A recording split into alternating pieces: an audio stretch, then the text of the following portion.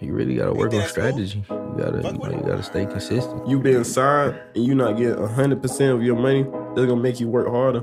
You should never take a deal without talking to more than one label. Welcome back to another episode of the Producergrind Podcast. Alan Carrington with me. What's good, man? I know you tired, Carrington. Just a little bit. Man, that ping pong game got kind of intense last night with Kato the Producer. Man, Carrington whooped Kato, man. Shout out my boy Kato. Kato, I was coming for you. I told you. But the beat was cold, so. Yeah, he went crazy. He redeemed himself, right? Yeah, he definitely did. Yeah, he did. But yo, check it out. Today on the show, this man is known as the Keys of 808 Mafia. He's worked with Lil Durk, Kodak Black, PB Longway, YFNK, No Plug, Marlo, 21 Savage, Young Thug, Chance the Rapper, SpeakerKnockerz, Sicko Mob, Future, Casino, Z Money, and Johnny Cinco. Please welcome to the show, Cicero. Oh yeah. So What's good with it, fam? How you feeling? man, I'm overwhelmed, but I'm cool. Yeah. Yeah, so we usually like to start off the show just by letting everybody know, like, kind of giving them a little background of who you are and just like what you do. So you want to let them people know like what you do and how you got where you're at, what events led to your success. I want to say like I had like 3 steps of transition. What led me to where I'm at? Like I had 3 horizons. The first horizon was like my grandma always wanted me to go to church. So it was like I went to church so much. I'm like, man, I got to find something to do. and I looked at the drums and I was like, oh, okay, I can do that. And I just went for that. So that was my first. That was like my first. Lift the mic up a little bit, bro. Okay. So it was like really like my first introduction to music. Yeah. Okay. So like my first introduction to music, as far as like where it started at. So it started from the church. And then when I was playing the drums, I used to see the keyboards. They going crazy. And I was like, damn, what is that? You feel? So I asked my grandma to buy me a keyboard. The same keyboard off Hustling Flow. You know that little cashier? It was $100 at Walmart. Okay. She bought it for Christmas, and then I just started playing it and taught myself how to play the keyboard. So Then what was the next step after that? You said it was 3 So you didn't horizons? have no keyboard from the church? No keyboarders from the church was teaching you nothing? Nah, I just used to watch them. Then I used to go home and listen. My ear was strong. I used to go home, just sit there. It's like, oh man. Then I finally like come back like, hey bro, check this out. And I play it, but it's not the same fingers that they got, but I be playing it. And they be like, bro, what? But you got it though. So it was like my ear real strong. But your fingers was all off, like you didn't have like Yeah, the like I right had my form. own chords. Yeah. But it had the same sound. Oh, okay. Did you ever fix it or you still be just freaking out how you... Nah, I just be freaking out. I be freaking. So I know when a lot of keyboardists who are self-taught begin to learn, the first thing they do is play the songs they like. So what songs were you playing when you was like, yo, come check this out? Oh man. Like all the 90s R&B. Like the first CD I was playing was like TP2, TP3. So them chords like real E-pianos. And I used to play Mario Turning Point. Hey. Trey Songz Gotta Make It. That's a dope one. What was my Jamie Foxx Unpredictable. Yeah. Oh, you play that? Yeah. That's a cool song. The Tank. Then I go, I go to, like, I take it to Joe. You know. How long did you Raheem Devon. How come you're not making more R&B? Like this is tripped out. Like you sitting here listening to a trap guy tell you about like his influences, like all R&B. Cause man, it's like I want to, but it's like I'm just ordering my steps. Like having this transitioning. Like right now is the time where I'm like, yo, I want to do that. Like right now I want to do it. So it's like I'm ready for it. Well, tell us about those 2 steps though. You said the other 2 remaining steps. Before we get ahead of ourselves. Okay, yeah. The other 2 steps was basically like me coming up in Chicago and outside as a young crowd, like rappers weren't coming there. But I used to know one of the big homies named Bodil, shout out to Bodil. You know, used to give us opportunity to come around. And at that time, Walker had a real hit, you feel me? And you know, he had came back and looked out for Bodil and made him Brick Squad. So I was Brick Squad Monopoly at the age of 16. Just on outreach. So I knew Southside and Walker, just I'm coming to Chicago and just watching them. Like, you got a relationship with Caveman? Yeah. I've been on Caveman since 2000, 2009, 2008, back in Fayetteville. Yeah, we was recording Walker, So like I seen it, the experience of it. That's one. And the other one was I created Organic Rave in Chicago. I created the Bot Wave. Like I birthed D Low and the Kemos and all that 166, Sicko Mob, all that was my sound. So, and I had a question about that because when we were looking during the research, I remember Sicko Mob because I'm from Illinois, so I was there at that time, and that was big. I was teaching school was big with the Maserati, kids. that was my hit. Okay, so I know you say you go by the keys at 808 Mafia. Just explain what exactly that role is. And That role is actually it's like the perfect match. For so long, 808 Mafia always known to be hard trap. Just that, they got the hardest trap beats. But like people don't understand that these are still producers. You feel me? Like the world put them in a box. They didn't put themselves in a box. So when I came along, and it actually happened like with Chaz Gotti. You probably know Walker, Southside best friend, which is like my big brother. He was working on the mixtape, and Cicero was making the beat to the vocals. And me, like I be like coming up with melodies. So I was like, okay, I was just sitting there, and I was like, oh shit. Damn, I wonder if I could put a melody on it. So D, I was like, I'm gonna see when Cicero come back. You feel me? So I was really chilling like, man. So I kept seeing him making the beat. I'm like, oh shit, let me do it. So he like, Cicero, come on, let me see what you can do. So when I got on there, I made the melody sound like an actual song. And then I sat down. Southside got back on there. And then I heard, my heart dropped. I was like, oh shit. That was my first time making the beat with Southside. And it was my first time becoming 808 Mafia. And how long ago was this? Let's say like 2-3 years ago. And so he instantly put on the spot, made you 808 Mafia after that? Yeah, but Packet Bags, we going to LA. He said what? Packet Bags, we going to LA. Say it again? Packet Bags, we going to LA. Oh, Packet Bags on LA. Okay, all right. And then I Ain't Trying to came out. Oh, okay. Me and Cicero. So you send out melody packs to everyone in 808 Mafia? Yeah.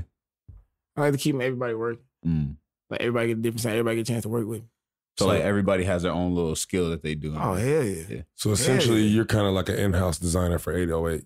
No, yeah. I mean, I know you do a lot more, but that's like having your own sound design. Yeah. Oh, yeah. It's actually like perfect, man. It's like, because at the same time, now as the artists, now that we're getting big and the artists come over here now, it's not just the beat rolls. Now I'm in here, hey, let's make records.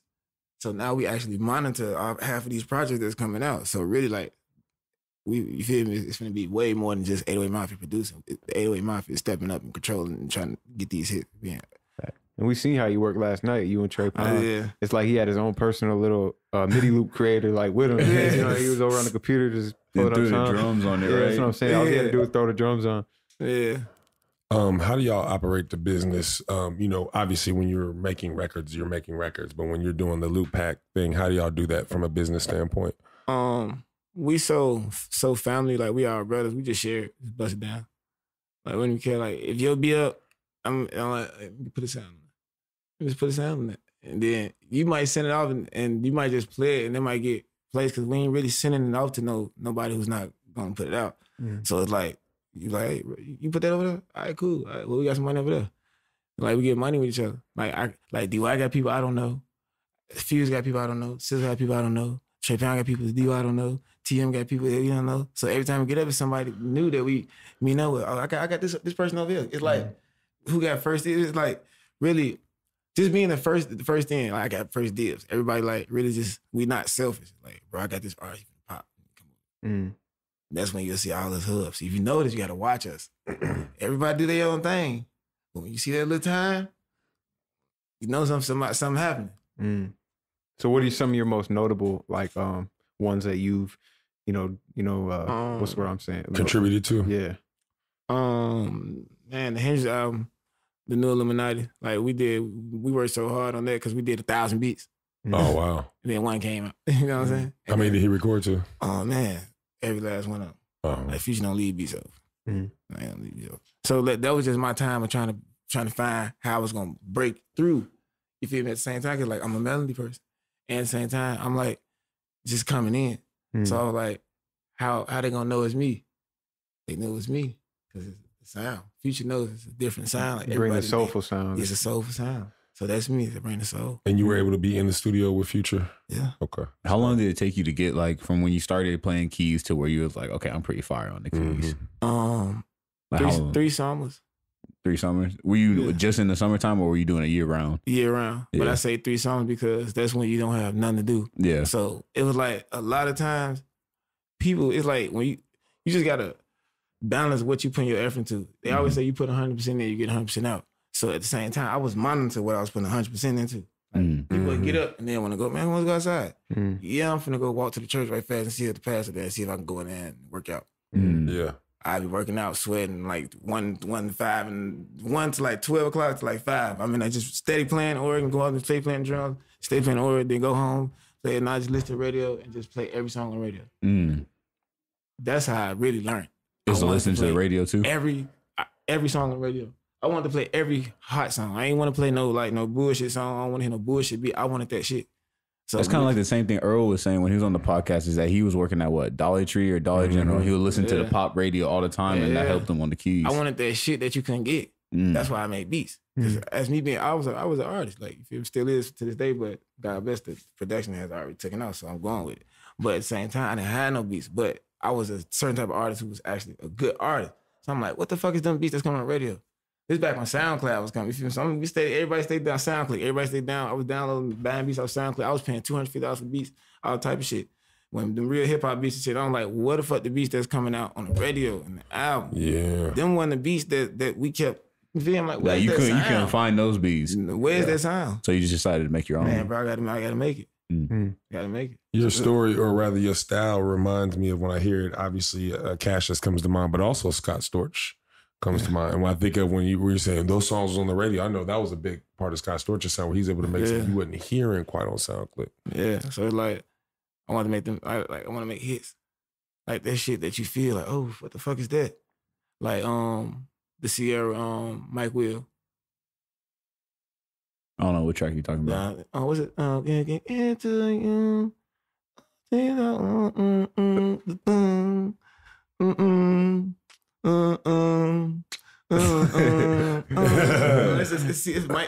Somebody in the comments tell us the name of the song. Yeah, somebody in the comments will let us know. Future actually did a feature on that too.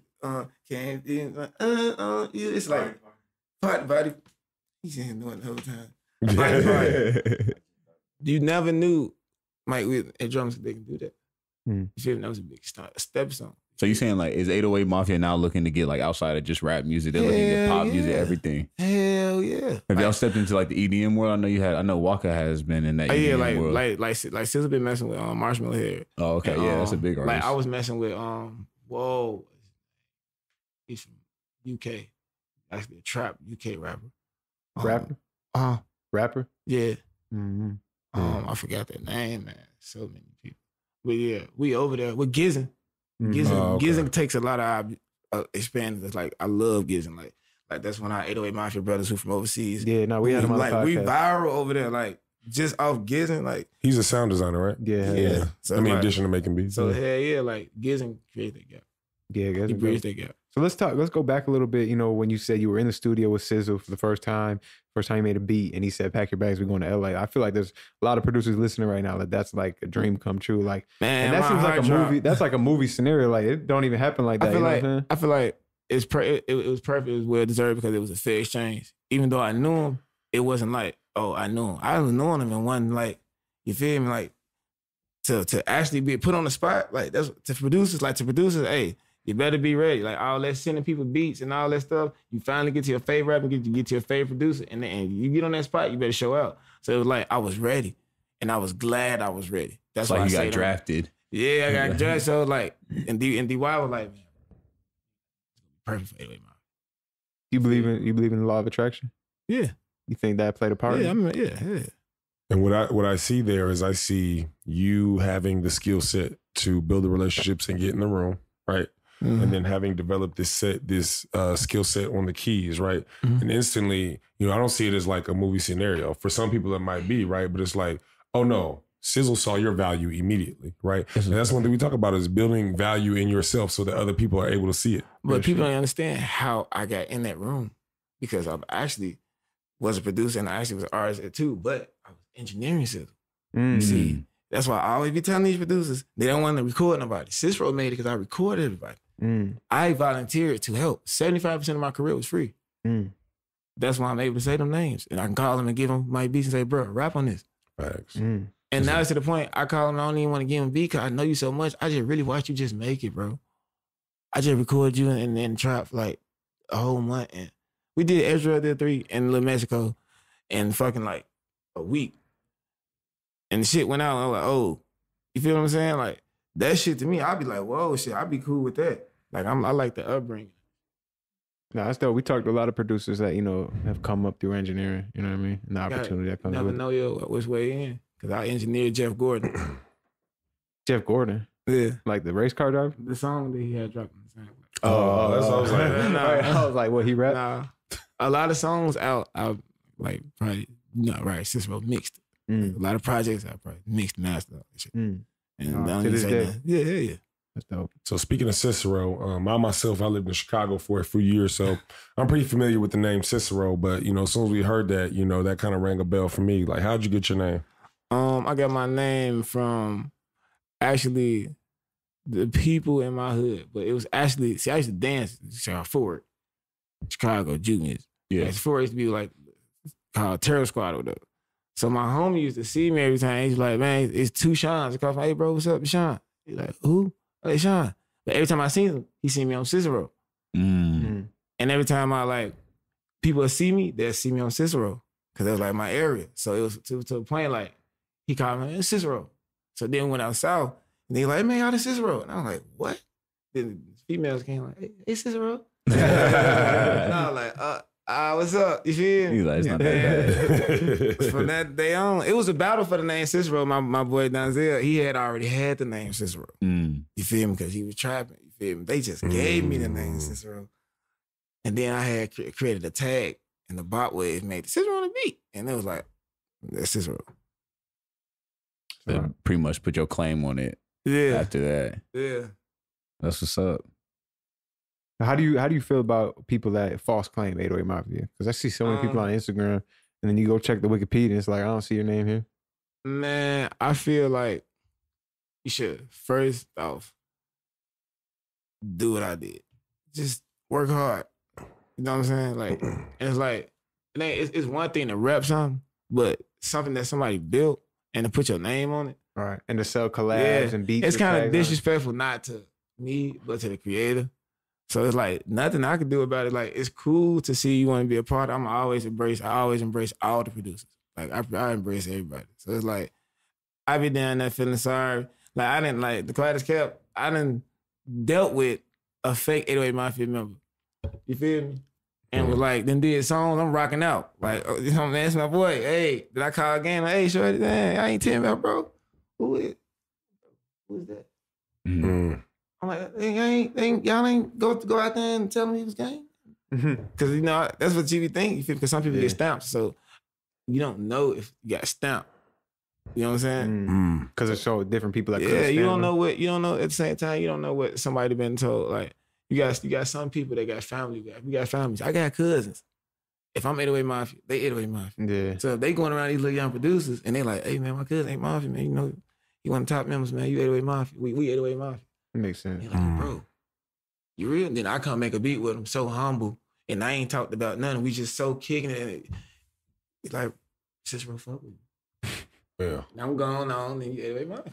So what's that process look like when you actually become like a verified 808 Mafia, like get stamped, like you say? Oh shit, that shit, like, I like that shit because it's really a hard ass task that I don't think nobody really could just do. Can't just do it. You got to become an 808 Mafia member. You feel me? Like I was 808 Mafia, but I had to become an 808 Mafia member.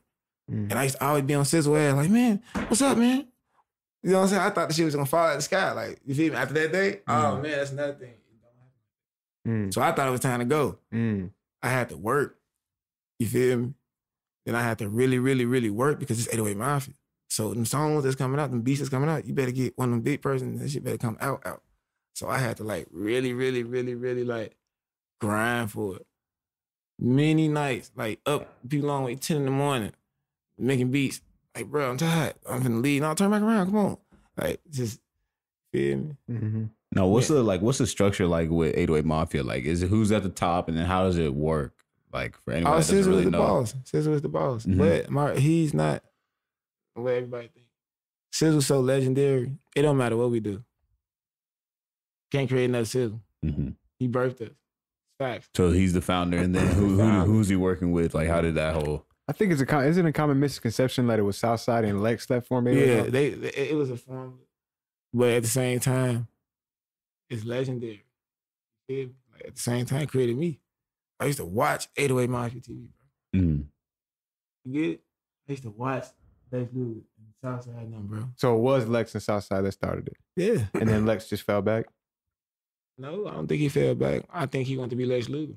Okay. Southside wanted to be 808 Mafia boss. Scissor could have played young Scissor a long time ago. Mm-hmm. Some people have thrown like there's like an inside joke or whatever, like they say the 808 Mafia varsity and the 808 Mafia JV, and it's not to speak to anybody's skill level, but like it seemed like there's certain, like if somebody say, hey, Wu-Tang gonna be there, and you gotta wonder like, okay, who from Wu-Tang gonna be there? 808 Mafia gonna be here, but we know it's only certain members of 808 Mafia that's probably gonna be there. It get like that though. You gotta go crazy. It's been like that with me too. My first early stage, I ain't really had nothing to say. And I had to go hard. You feel me? But you gotta work your name. Like, you gotta work your name. Like, okay, Southside tell me, bro. That shit didn't click. I'm like, what are you talking about? He's saying he wasn't working hard enough. I'm not working hard enough. But also, is he also saying like, hey, it's okay to use the name too? It's okay to use the name according to what you finna do. I gave it to you, meaning like I'm a vouch for you. I'm not gonna give it to you and like do that. Like, why? We put the trust in you. To go ahead and do that extra work.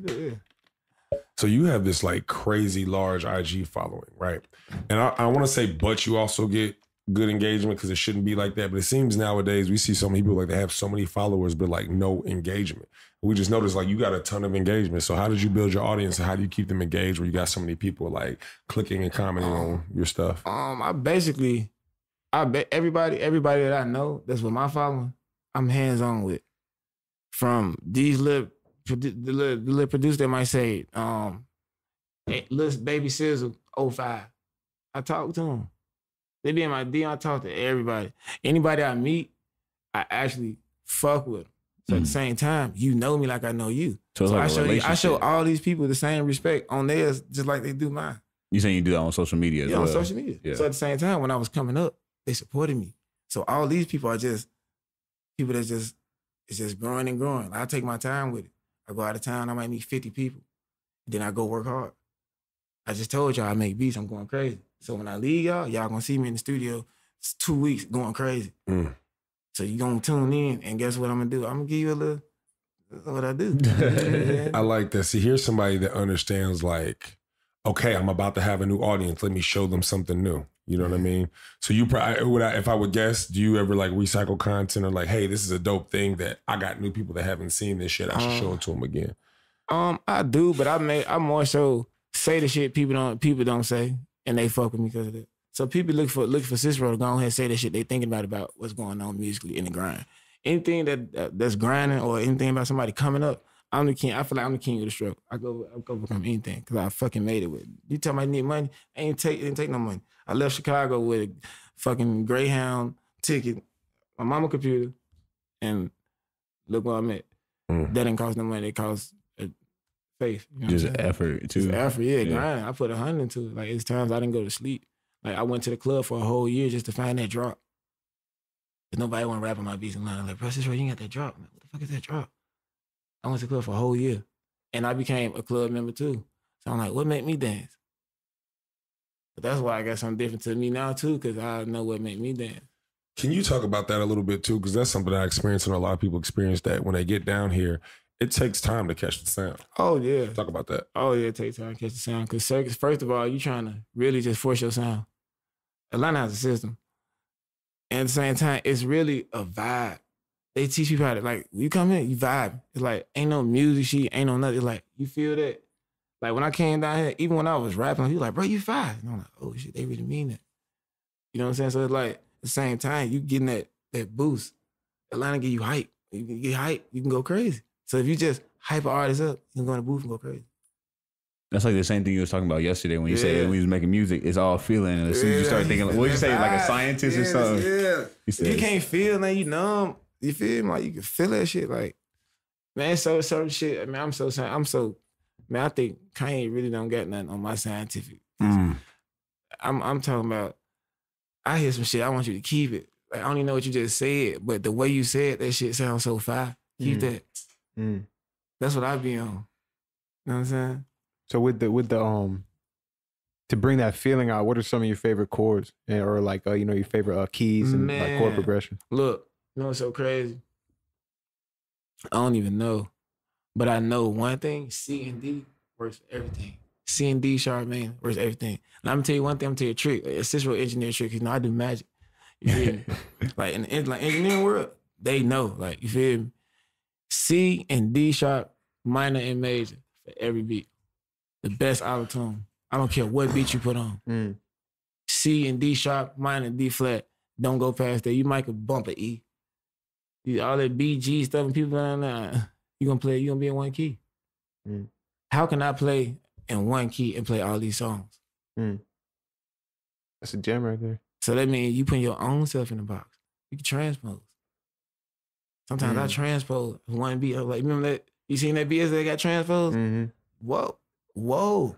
It's a different chord progression. You never know. Just try the shit. That's why I like the piano. Because you just got to just try it. And you know what? I always tell people, you want to learn to play piano? When that shit hurt, that ain't it. What you mean? What you mean? I told you about feeling. You gonna hit that shit. You like, what the fuck like is that? hit the wrong notes. You like, hey bro, you play y'all the piano, bro. You know what I'm saying? You know that, you feel me? And if you sit there and you be like, hold on, let me try to, you might catch a chord. Hold on.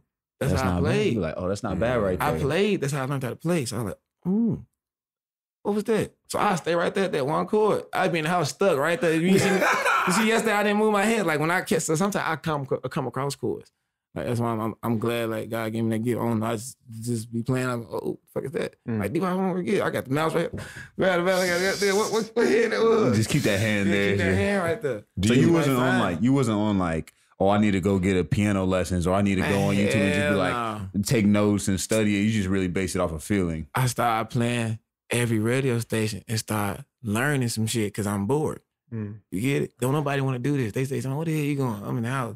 You feel me? So, right. You feel me? So I'm on the humbug shit. You feel me? So you never really learned to read traditional music? I'm playing the gospel channel because I already know them chords. Crazy. Them ones I started off with. So let me just play my little 2 chords right fast. And then I go to a trap beat and hit the same chord with a single note played in it. So now when I stop playing chords and start playing single notes, I say, oh shit, I can make beats all day. I say, oh shit, the fucking beats is the single notes. The fucking songs is the chords. Dropping major gems. Cheat code. I can play one fucking finger and go crazy because I'm monitoring my sound. But when I play a chord, I want to go somewhere and come back around the corner and stay right here. It's a melody. It's like a full little journey, like in your melodies. Yeah. So at the same time, all those chords was the same. I can play. Then I started looking up the chords that made Billboard top Billboard hits. London Young Thug. What song that was? I think Free Go Up, and it was another one. Off the Rich Game. Those are like pop chords for like Ariana Grande and Taylor Swift. Those are pop chords. So now when I was going to the pop channel, I'm like, bro, what? That shit sound like the same thing. So now I'm playing. Remember I was playing the keyboard yesterday? It sounded like I was playing pop. No, I was just playing the keyboard right. And however I felt, whatever I said out, that's what was gonna make it the beat. So it depends on the artist. I could have went just straight and just started humming. I would have made it a yodel song. I could have got down, started just. You said a yodel song? I would instantly change it. Yeah. It don't matter the beat. It's the artist, you with your deliverance. The sound you make. Let's back up a little bit. One thing you said you took the Greyhound bus, come down to Atlanta, right? And there's a lot of producers out there from all these other different cities that want to move to Atlanta, want to move to LA, want to do this and that. But they're like, yo, when I move down there, I don't know nobody down there. What am I supposed to do? I ain't know nobody. What did you do? What I did, oh man, I called my homie, so I came down. I was my uncle. I was like, man, he was in Buckhead. Actually, it was like Fresh Prince of Bel-Air. I swear to God, that's how I came. Like, wheel straight from the trenches to the goddamn penthouse. Hop out Marty. And rules and everything. They got the road ready for me. I'm like, come on, man. You feel me? Meeting doctors and shit. I'm like, man, time out. So what I did was I'm like, man, y'all know anybody in Atlanta? So my homie from Chicago knew Losa Loaded. That was my first best friend. That Losa Loaded was my first friend. So Loaded called me like, man, so he like, call Trigger. He's like, man, where you at, bro? I'm like, man, I'm right here with the band. He's like, bro, you know, we in the 9, bro. You feel me? What, man? You want to come out here? I'm like, shit, I don't give a fuck from Chicago, shit. So he taught me how to take the train. I took the train out and just was out there. Like my first day, I had to live. So I had to start over and become a person first. Then the music shit fell in place because these my friends. I like me, Loaded, who else? Like Dirty Racks, like a couple of these people. These all people like we came up together. These like the only people I knew. Like the Side Baby, all these little people from over there in the area. Like we was really like just friends coming up together. We was putting 10s and 5s together to go to these little shows and shit. We used to wake up every day. Everybody got $5 to go to the studio. We had a little studio in Buckhead, $25 an hour. I ended up working so hard at the studio that he started giving me a studio. So I became the Buckhead engineer and a producer. So now all these artists who buzzing now, I was already recording them. That's why I'm chilling. So you think it's about just starting as humbly as you can and just keep building and meeting people? It's about trusting in the person that ain't shit. I just heard something powerful in there. I was thinking, I got interviewed 2 weeks ago, right? And they said, who would you most want to work with? And I was about to say like that big, and I realized I know who I'm going to be working with, the people I'm grinding with right now. You know what I'm saying? So, who, if you think I'm going to work with Drake, I'm going to work with, whoever you coming up with right now, that's who you finna work with. That's who you going to make it with.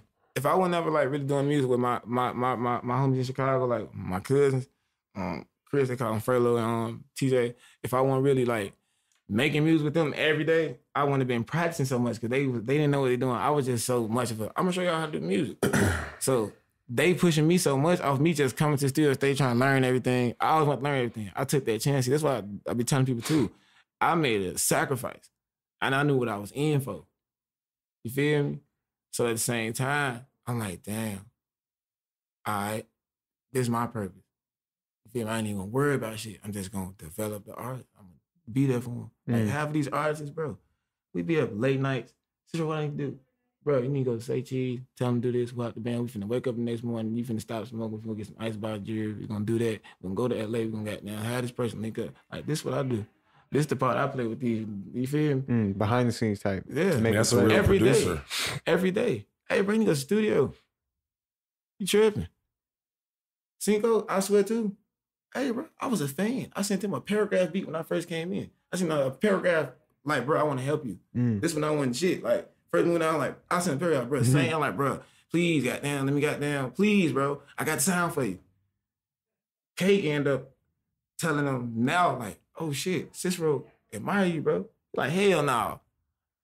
Went back and seen the old message, like, damn, bro, you hit me up when you got there. You like, this shit crazy. Look how this shit happened. And then we went with I Swear Too. I was a fan waiting on I Swear Too. You get it? I Swear Too out now. 611. And how could you? That's me. How could you? How could you ever? That's me. I don't need all the beats on there. I just want him to do it. Cinco active right now. You feel me?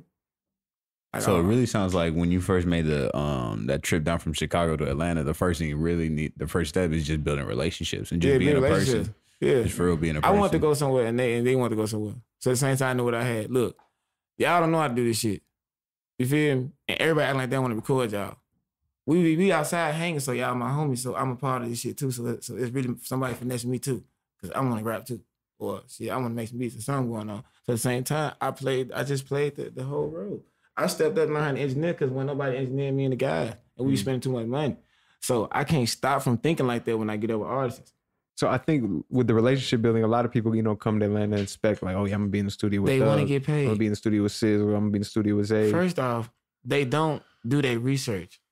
Yeah, we look like we just little regular people that be doing beats. Bruh, I mean, that's like you be on a laptop researching your homework. I'm researching the artists. I'm researching people who looking like they got something going on. And I'm reaching out to them. I used to go to the club and get 50 numbers every night. I used to tell my girl, yeah, I got 20 numbers. What you talking about? I just stood in the bathroom and just got everybody number. Because everybody in here look like fucking rappers. And I was like, hey, bro, you rap? You rap? I got a studio, bro. Mine, no, I got the sauce. Y'all, man, y'all from Memphis? When y'all come back down, y'all get over me. And I had the best price. You feel me? I used to give people, what I used to do, it's $50 an hour, give them 4-hour sessions. You feel me? I make $100 off the engineer, but guess what? I'm selling you all the beats. I'm just making them scratch. Just give me $50, bro. I was making everything scratch. Everybody had their own beats. My whole career, everybody had their own beat. Never resold a beat. If you had resold a beat, somebody went on my computer and did that shit. Or one of gang them just goddamn went on somebody's computer and they were so thirsty they couldn't find just for a beat that they just loaded that bitch up. I gave everybody their own beats. So you wasn't like money hungry when you first came down here. You wasn't trying to be like, yo. Because guess what? That's not. I'm trying to get somewhere. So that's like a short term play. Time, if I'm trying to build my trust with an artist, and you got money and you spending your money, you looking at me as a fucking just like you buying some clothes. Is these shoes trying to buy me, or is I'm trying to buy it? No, bro, I ain't trying to buy you, bro. You feel me? I just look good. I got the sauce. You know you gotta pay for this shit. Come on. But guess what? You ain't gotta pay for this shit because I love this shit so much. I'm with you. So now we ain't even thinking about that shit. Hey, shit's really young. Yeah, oh, no, yeah. Shit's really want to smoke. Now everything's just got. When we going out of town, you flight book. I'm going places now. I'm seeing things. I'm riding in foreigns. I'm getting Gucci, Cartier glass and shit. The all guy was E-Money. He opened the door for me on just shit that I wanted to do. But we be so discouraged because we ain't got the money trying to sell beats and shit. You can't do it. These artists be having a way for you. You just ain't trying to look out for them. They got the sauce. You gotta stay down. They got the form. They gonna sauce you up. But it's like, bro, you just trying to get some money out of me. And you just acting like a little engineer. You acting like a little producer, dude. Don't be like that. Be a production. To be productive to the cause. Shit. I would throw this out there. People often ask me, either an artist ask me how much I charge, or a producer would say how much should I charge. And you sound like maybe you kind of got it. Was like, I don't necessarily give my price. Say, yo, what you trying to spend? What's your budget? Yeah. And I'm gonna figure out what I can deliver to you for that budget. Yeah, that's what I say too. Yeah, that's what I do. Cause it's like, I done been through a lot of shit too. By you know how when you ain't thinking about becoming no industry producer and stuff, you just on your grind, you make beats. You don't care about making it. You feel me? You be going big on people don't know it. Oh, bro, I charge this. You just missed some 7 hungry rappers that's SoundCloud rappers right now. That's what I'm learning now. Watch what you doing. Watch who you talking to. Watch how you tell somebody you don't want to give them a beat. I give them a beat. And I'm like, it's on you. Our friend of mine already. Now, if you don't go crazy with that shit. So it's like, man, I take losses, bro. I just give that shit away first. Let you know, this shit ain't nothing, bro. I love this shit. So that brings us to a segment on Producergrind that we like to call Overrated, Underrated. We present you with 5 topics. You simply tell us whether you think that topic is overrated or underrated. And if it merits further discussion, we will ask you to explain. So we're going to start off with some Chicago shit. Overrated, underrated, Harold's Chicken. Overrated. You say overrated? Yeah. First of all, I'm going to be honest. I was happy to see they got one here in Atlanta on Edgewood. Me too. So why you say it's overrated? Because they just put the name of they ain't bring the sauce. Oh, so you saying the Atlanta Heralds ain't hitting like the Chicago Heralds? Bring the sauce. Have you been to the Atlanta J&J? Yeah. They got see them lines? Soup lines. There's sauce over there. If you don't know, in Chicago, it's like a thing between J&J chicken and fish versus Harold's. They got a little sprinkle. What you think about Uncle Ramus? See? I tell you. He said what? Uncle Ramus. That's one from the West Side. Yeah. Walker, matter of fact, every time Walker, when Hard in the Paint always come out, every time he comes to Chicago, he go right to Uncle Ramus to get G-Pan. They don't go to J&J, they don't go to Harold, they go to Uncle Ramus? They pull the tour bus right there on Madison and hop out. This is like when Woo the Kids, like all of them was just like, we was like, oh shit. Like, that's when they just get the Uncle Ramus shit. I'm like, damn, y'all niggas love that shit. Overrated, underrated chord creators, like those VSTs and plugins that create chords. Underrated. Say more. Cause what I tell people is about music is my biggest fear is for a person that I feel for people. Don't get discouraged. I hate that because when you get discouraged, it's over with. So it's like buy them chord helpers and make a beat. And guess what? I done use some of that and I'm like, oh shit. Now I can make some beats, make 30 beats right here, right fast. Shit, come on. You feel me? It's good to take pressure off. That's dope as fuck. All right. Overrated, underrated, gelato. Nah, that shit. Overrated. All right. Overrated, underrated, selling beats online. Underrated. Talk about it. Because I never sold a beat online. And I read on selling beats online. And the actual business plan behind it is fucking so. Man, I feel like an ass. I feel so dumb. you know how somebody tell you the instruction was right down on the back, but you just never looked through it. Like the person gave you that book and said, "Hey, bro, read the Gucci Mane book," and it kept sitting right there. You never opened it, but when you open it, the first page had everything on there. That's how I feel. With the beats online. Yeah. Man, I read this shit. My homie, I was telling you, he had my homie who had me sit down and watch everything to where I'm here. Man, he had me watch YouTube producers. And the YouTube producer was speaking upon how he make money. And he was showing that his tags automatically, the way he's tagging things, making is top priority of the search. So he's getting 100K easily. He's monetized a Future type beat. People typing in Future type beat all day. His shit the first one that pops up. He made $10,000 off of that now beat. And then guess what? The person can actually buy the beat. And guess what he say? Sold. And guess what he's still getting? Streams. They already was in the game for streams. They winning. So really, I want to learn from them. I'm learning from them right now, actually. Because electronic money is actually good to outreach places we can't go. You know, we were at the conference last week. It was a lot of academics speaking, and somebody, it shocked me. An academic started talking about type beats and it threw me off. And they found that, like, while we have a discussion about type beats around money, I guess in like the hood, like type beats are a big deal because if you might be 10 years old and you and your people just want to start trying to rap and that's your only option. You know what I'm saying? Type beats. YouTube, the MP3. You need them type beats. If it weren't for type beats, nobody would be rapping, bro. Facts. And if it weren't for type beats, you wouldn't want to go harder because you're like, man, soon as somebody pull up that type beat in your session and you right there make beats, you're like, man, bro, I got some beats. You feel disrespected. Yeah, you're like, man, look, bro. Every time you see somebody go to YouTube type beat, you like, hey, bro, man, I got a beat, bro. Matter of fact, I'm making one. I'm make you one. I'll pull out the keyboard, everything. Come on, bro, I'll make you one. They had these programs for these kids that like kind of write about what's going on in their hood. You know what I'm saying? To rap about it. You know what I'm saying? And the only way that house was they gonna get beats. You know what I'm saying? And I guess like the teachers didn't even know about what type. They call up Cicero. Little kids call up Cicero. Yeah. What else? Do you do any like teaching or like any community outreach type stuff? I do that shit. Like I was just telling them, man, I've been doing that shit. I just don't talk about it. Like I train engineers that come from out of town. It's 3 engineers that I got them engineering in Atlanta right now, and they're actually doing right. You feel me? So like, yeah. It just ain't no name on it. Yeah. Like I met a little young guy from Summer Hill, man, at the studio with his homie who engineered, man, and he just was so. You feel me? He just glued to me.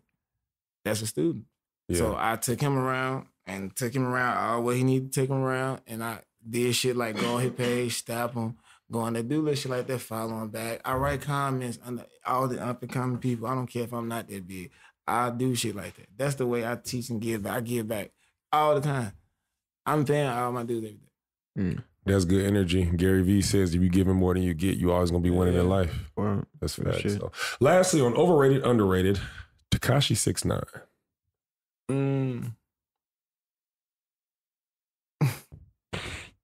Why you doing me like that? I ain't gonna put all. You know what? He's underrated. Why you say that? Cause I'm not normal. And I'm not gonna say the normal thing because I'm an abnormal thinker. And from me being a person who's real big on humanity, he's underrated. Because what do you mean by like big on humanity? Like what does he do that makes you say that? Everybody want to follow all these rules of life, but the one you supposed to follow, there's only one rule to follow. Treat each other equally. Respect human being. If you loud and that's how you talk, that's how you talk. You ain't nothing wrong with you. You ain't crazy because you talk loud. You just talk loud. If I don't talk, something wrong with me. I'm lame because I don't talk. If he tall and he's short, what's wrong with him? He can't get no bitches because he's short. I respect each human being. 6ix9ine is a human being. So we got to look at him as a regular human being. I don't care what costume you put on. He don't want to wear what you want to wear. He don't want to do that. As me being young, I be like on the man. And then I get into my adult world and I be like, I look at it different. Humanity. Just like a different wisdom. Like the more wisdom you have, like you see it from a different angle. Yeah, I see it from a different angle. Makes sense. Because at the same time, the kids bouncing around, and I was a bigger part of that with the bot wave. Like, I controlled the kids. Like I stopped the violence for a long ass time. You know, and that's Overrated, Underrated on the Producergrind Podcast with Cicero on the beat. But that you bring that up, that's something I definitely want to ask you about is Chicago, like, when, first of all, I mean, I've been knowing about the violence going on in Chicago. I was living there. I was teaching there at one point. Yeah. And I meet people down here in Atlanta, and people are coming to Chicago in droves. And I ask, why do you move? Because I want to live. Yeah. So not just for you coming down for the music, but can you just talk about what's going on in Chicago, how that's affecting people long term? I mean, before the music, shit, I didn't even really leave because of the music. I was already, nigga, Gerald, bro, I left in my prime. You get it? Beat swing all up and down. And then I left because I was like, it wasn't even about that. It's just people say he's dying. So for the same time, if everybody that you grew up with and you start to get older, and you start seeing like people you just shook hands with, you know he died. Yeah. Like what? Go to the store. Hey, what's up, bro? You know, bro, last night he just died. Then it's like your mama calls, where you at? In the studio. Well, you know my friend's son. My mama buried 3 of her friend's sons. Damn.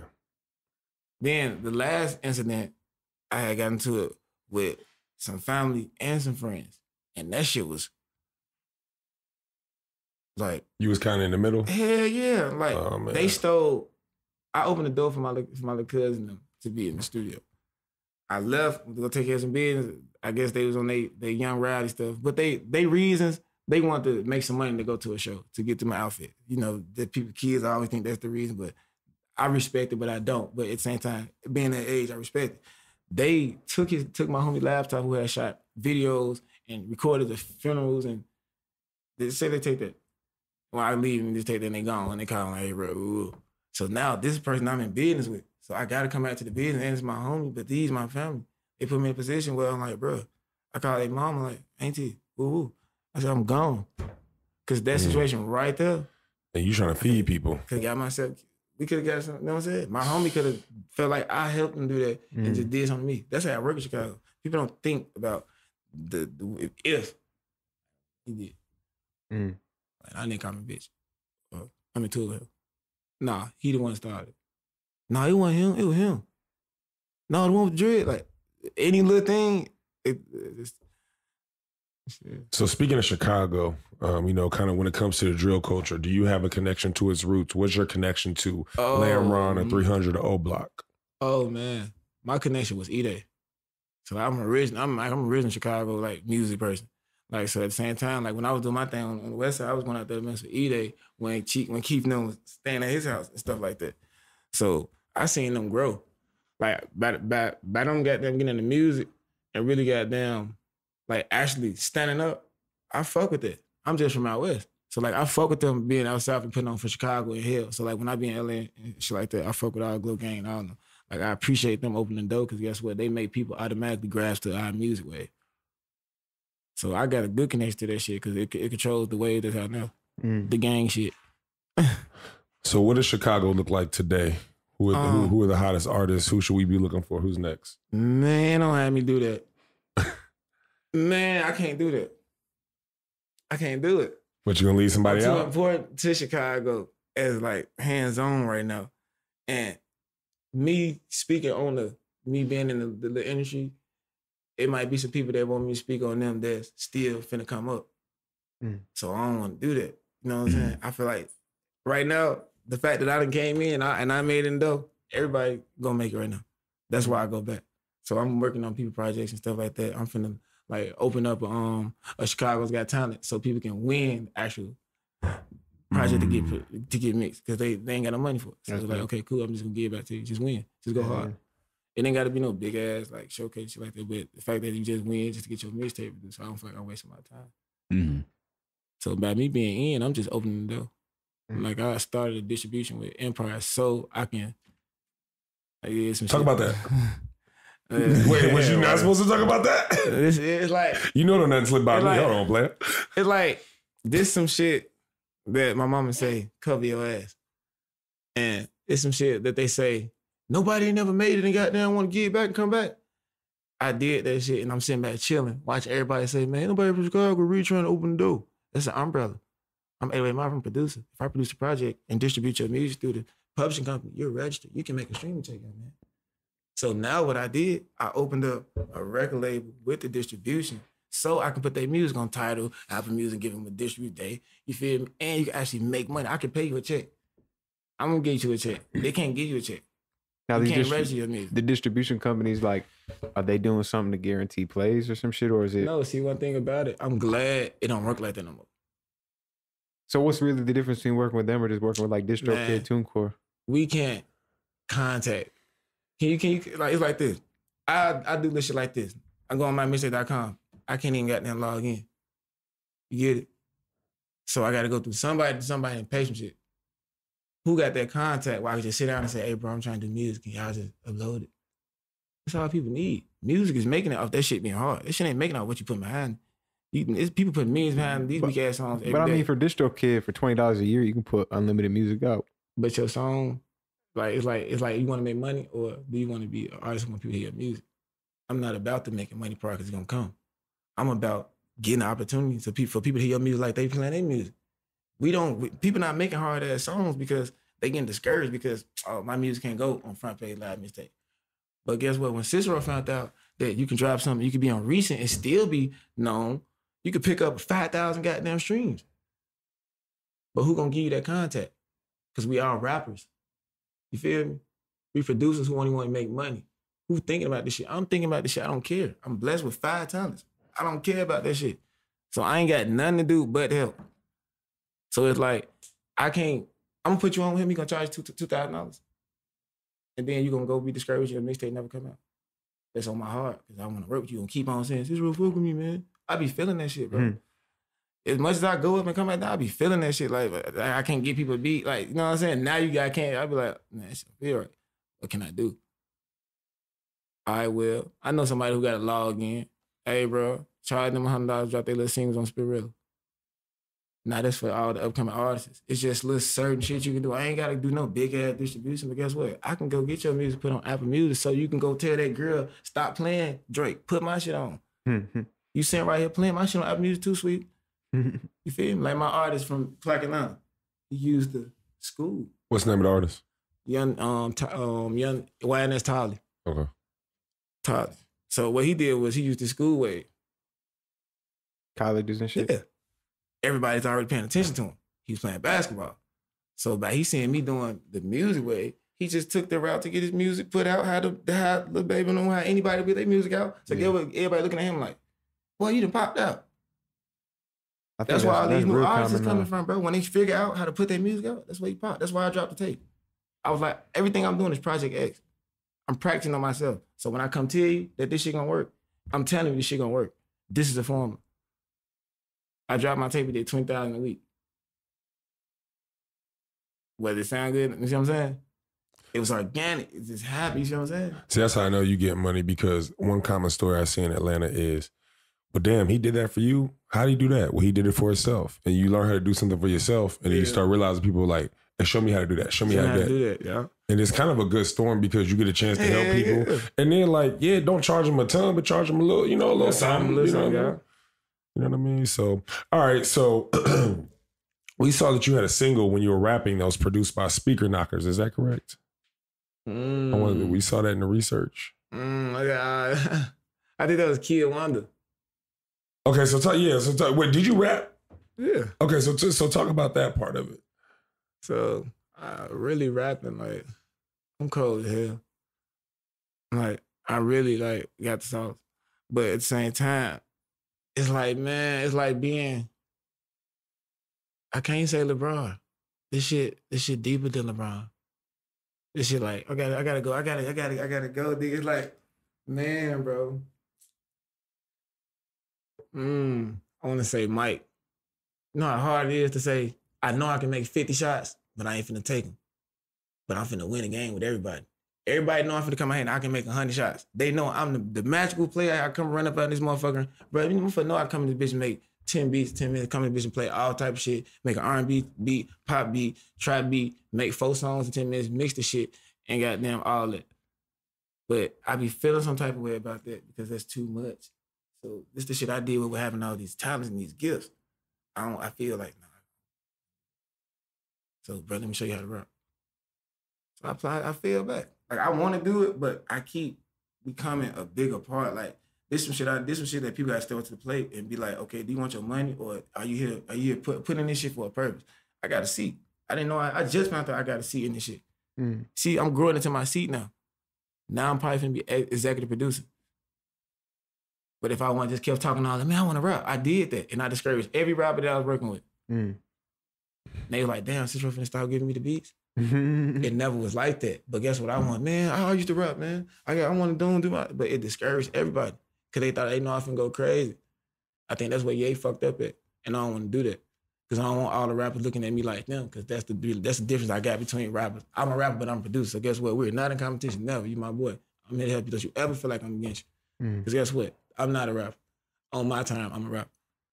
On your time, I'm your producer, your engineer. And so now you get a chance to be more inclusive. Yeah. You get a chance to, you already gonna get on because you already got what you got, but now you get a chance everybody discouraging each other.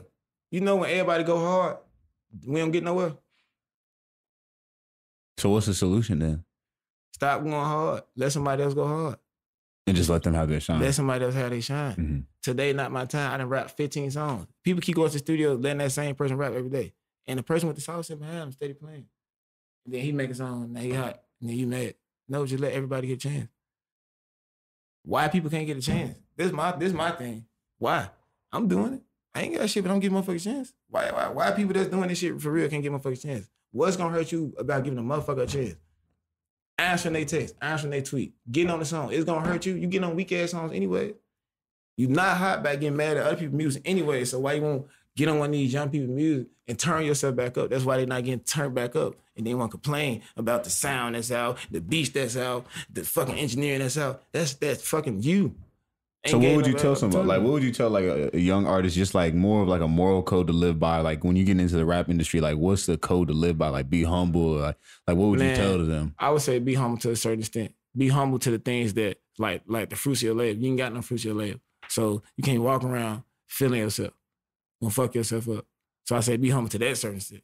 But as far as your talent, hell no. Hey, bro, your fucking brain probably over with. I'm fresh. I'm new. You don't want to try some shit?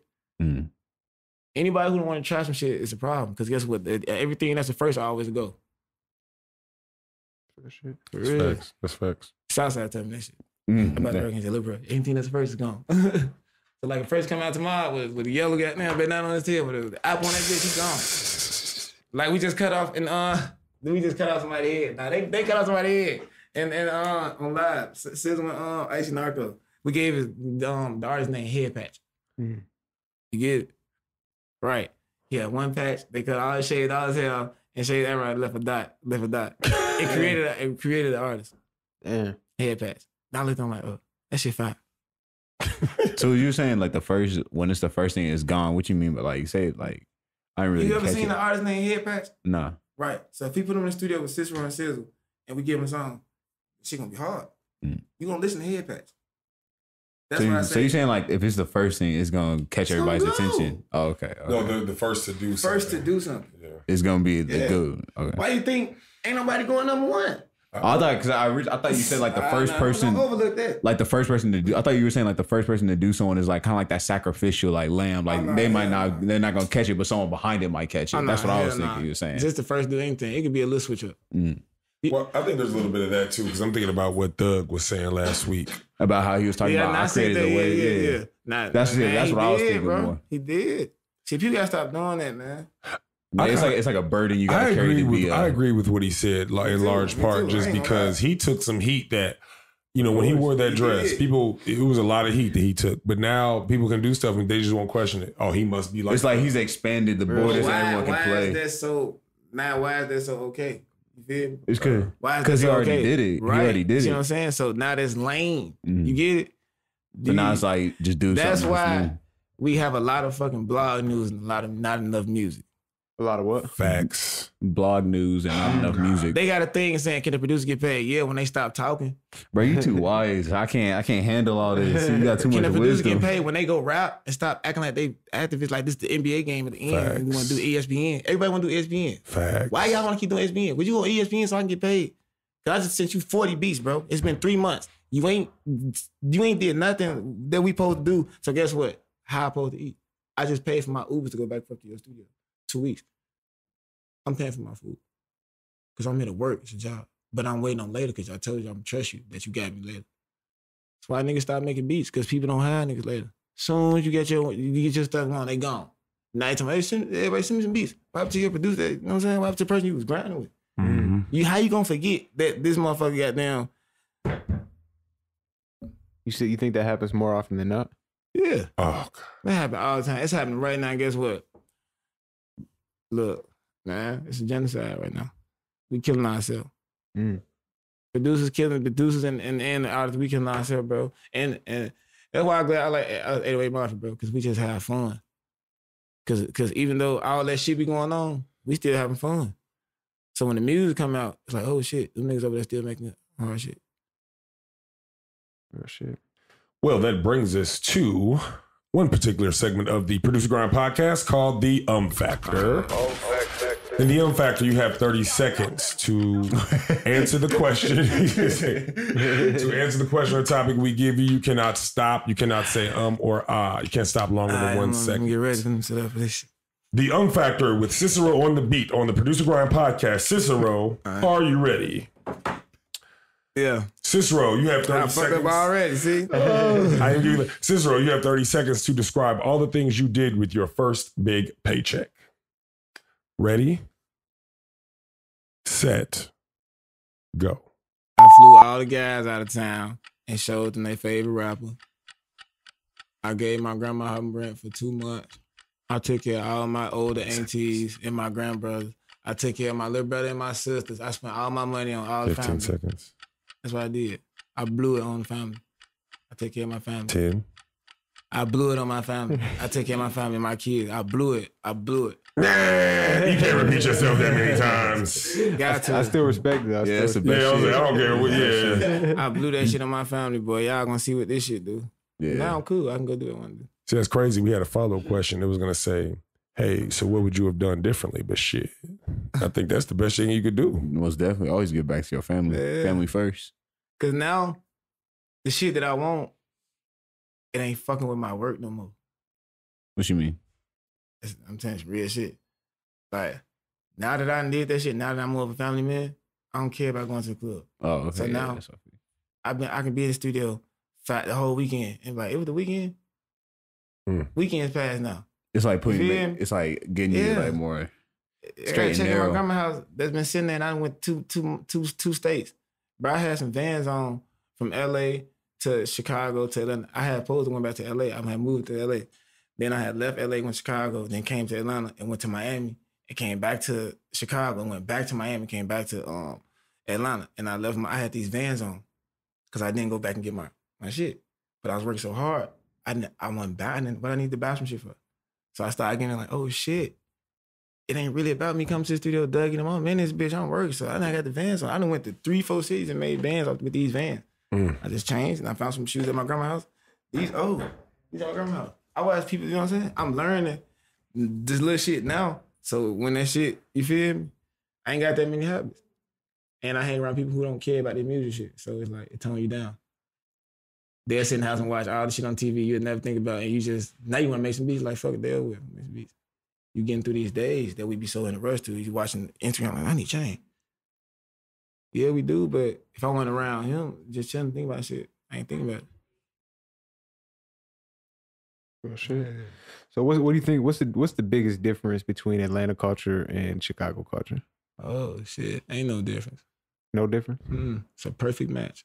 Atlanta. That's what you got me. I'm the first living proof of a Atlanta product. I'm from Chicago and I'm from Atlanta. And it's perfect, bro. Because, yeah, think about it. Atlanta had the way of life. We had the structure of life. What do you mean by that?